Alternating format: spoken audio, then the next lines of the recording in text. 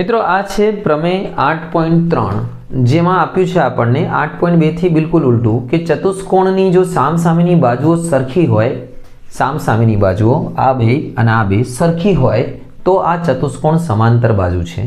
અને આમ તો લંબચોરસ બી થાય, લંબચોરસમાં બી સામસામેની હોય પણ સમાંતર બાજુ તો બને જ પહેલાં. લંબચોરસ તો પછી ચલો એક હજી સ્ટેપ આગળ જવું પડે કે 90 ખૂણા બી બતાવવા પડે. આમાં 90 ખૂણા નહીં બતાવવા પડે. એનો મતલબ આપણને ધારો કે હું આનું નામ આપી દઉં ચતુષ્કોણનું ABCD અને આપણને આપ્યું છે કે સામસામેની બાજુ એટલે આ બે સરખી છે, આ બે સરખી છે અને આપણે આટલા ઉપરથી સાબિત કરવાનું છે કે આ ચતુષ્કોણ સમાંતર બાજુ છે એટલે પેરેલોગ્રામ છે. મતલબ એની બંને બાજુ સમાંતર છે, સામસામેની બંને જોડ સમાંતર છે. તો લેટ્સ બિગિન મિત્રો. એકદમ ઇઝી છે. આપણે સૌથી પહેલાં એક કામ કરીશું, આ ત્રિકોણ અને આ ત્રિકોણને પહેલાં સરખા બતાવી દઈશું. જેના માટે આપણી પાસે શરત છે કે આ બંને સરખા છે, આ બંને સરખા છે અને વચ્ચેની બાજુ સરખી છે એટલે બા લાગી જશે. એટલે આ બંને સરખા થશે પછી આગળના ખૂણા બતાવીને કરીશું સાબિત. ચલો તો સૌથી પહેલાં આપણું લક્ષ્ય છે આ બંને સરખા બતાવીશું. એના માટે આપણે પહેલાં પક્ષ લખી દઈએ. પક્ષમાં આપણને જે આપ્યું એ લખવાનું કે ભાઈ પક્ષમાં આપ્યું છે ચતુષ્કોણ ABCDમાં શું છે ભાઈ? ABCDમાં AB બરાબર CD સામસામેની બાજુ સરખી છે, સમાંતર નથી આ ચતુષ્કોણ. એવું ના લખતા ચતુષ્કોણ ABCD સમાંતર બાજુ છે તો ખોટું છે ભાઈ, એ તો સાબિત કરવાનું છે.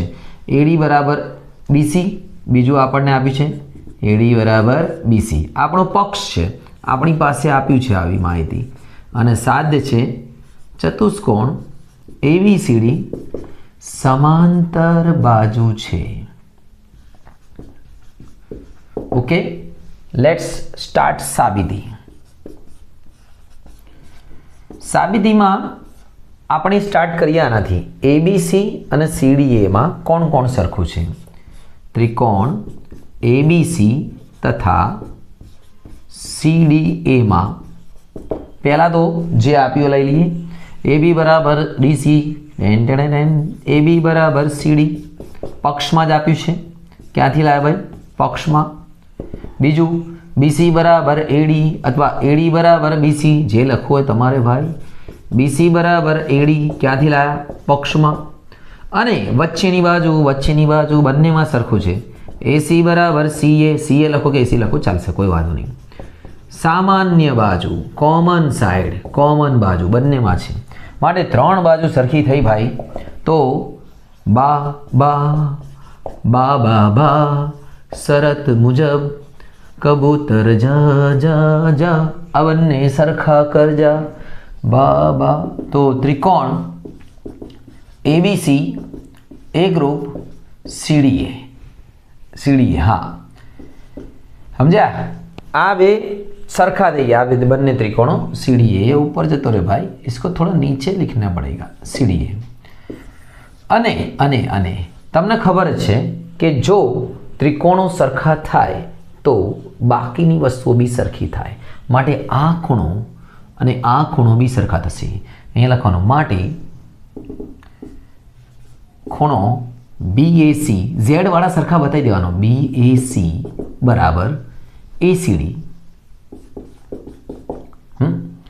અને માટે BAC બરાબર ACD સરખા હોય એટલે Z બને તો આ બંને સમાંતર થાય. AB સમાંતર CD થશે કારણ કે યુગ્મ કોણ સમાન. ભાઈ યુગ્મ કોણો સમાન તો આ બે સરખા થશે. ચલો એક સબી થઈ ગયું AB બરાબર CD અને અહીંયા લખી દેવાનું આ બંને આપણે બધા CPCD પ્રમાણે કોરસ્પોન્ડિંગ પાર્ટ્સ ઓફ કોંગ્રેટ ટ્રાયંગલ. मतलब ત્રિકોણો સરખા હોય તો બાકીના અંગો બી સરખા. ચલો આ બેનો ઉપયોગ કર્યો, હવે આ બેનો ઉપયોગ કરી લો. આ બે હું પહેલા નિશાન નથી કર્યા ભાઈ, પછી સાબિત કર્યા પછી નિશાન કર્યો. એટલે પહેલા તમારે નિશાન નહીં કરવાનું, ચોપડીમાં બી એટલે એક્ઝામમાં બી પરીક્ષામાં ગમે ત્યારે લખો.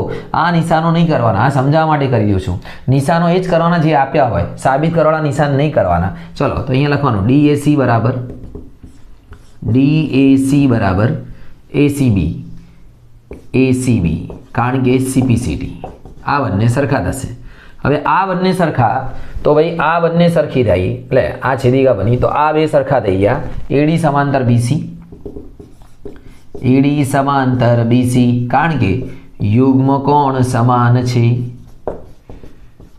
અને યુગ્મ કોણ સમાન થઈ ગયું છે માટે ભાઈ સામ સામેની બંને જોડ સમાંતર થઈ ગઈ છે, અહીંયા લખવાનું માટે ચતુષ્કોણ ABCD સમાંતર બાજુ છે, કારણ કે બંને જોડ સમાંતર થઈ ગઈ છે. ઓકે, તો મિત્રો પ્રમેય એકદમ ઇઝી છે, કોઈ અઘરું નથી. આમાં આપણે ખાલી એક ટેકનિક વાપરી છે. આપણે પહેલાં સાબિત કર્યું કે ભાઈ બા શરત મુજબ આ બંને ત્રિકોણો સરખા છે, અને પછી કે ભાઈ ત્રિકોણો સરખા હોય તો બાકીના અંગો બી સરખા છે, અને આ બે ખૂણા સરખા બતાવી દે, અને આ બે ખૂણા સરખા હોય, આને આ સરખો હોય તો આ બંને સમાંતર હોય, આને આ સરખો હોય તો આ બંને સમાંતર હોય. એટલે આ રીતે આપણે સામ સામેની જોડને સમાંતર બતાવી દીધું છે. તો પ્રેક્ટિસ કરો. આ જ ત્રિકોણ, આ જ જે આકૃતિ છે એમાં નામ બદલીને બીજા નામે તમે આને લખશો, તમને 100% આવડી જશે, ગેરંટી. બીજી વખત ભૂલશો બી નહીં. ખાલી ટેકનિક યાદ રાખવાનું, બા અને પછી લખવાનું શું છે સમજીને કરશો ભાઈ. ગોખેલું તમારા 2 દાડાથી વધારે ચાલશે નહીં. અને કોમેન્ટ બોક્સમાં જરૂર જણાવજો પ્રમેય ખબર પડી કે નહીં. અને ચેનલ પર ના હો તો સબસ્ક્રાઈબ કરી દેજો. શુભ.